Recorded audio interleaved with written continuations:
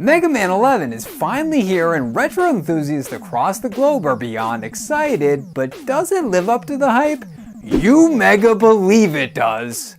Produced for the Nintendo Switch, Xbox One, PS4, and PC, Mega Man 11 is the first entry in the classic series in almost a decade and the first without any involvement from the franchise's founding father, Keiji Inafune.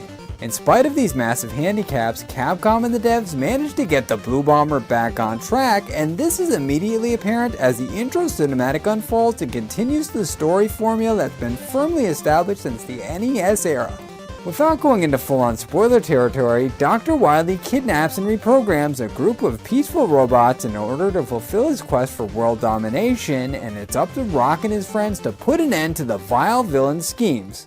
In other words, it's business as usual in the world of 20XX, and the 8-bit era veterans who have been hungry for another taste of that signature Capcom platforming will be pleased as punch to see the customary selection screen with its colorful assortment of bosses. The bosses check off the majority of the traditional tropes, and they're housed in 8 sprawling and creatively designed stages that provide as much of a challenge as the player desires. Hardcore side-scrolling junkies will find plenty of adrenaline-pumping intensity on the superhero setting, but Capcom went out of their way to accommodate rookies with the newcomer mode, as there are unlimited lives and an infinite supply of spike and fall protection items at our disposal. The simple controls are even more beginner-friendly, with the iconic run and jump action being as tight as ever, and all of Rock's trademark bag of tricks make an appearance.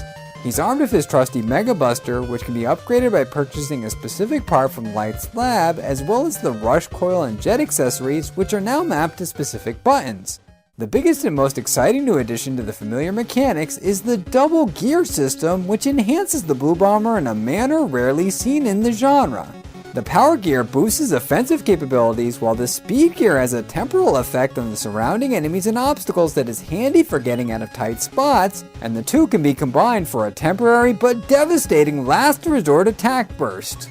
The double gear system is a very welcome change to the tried and true format, and it shows that the devs at Capcom still have what it takes to create a top-notch Mega Man game in Inafune's absence.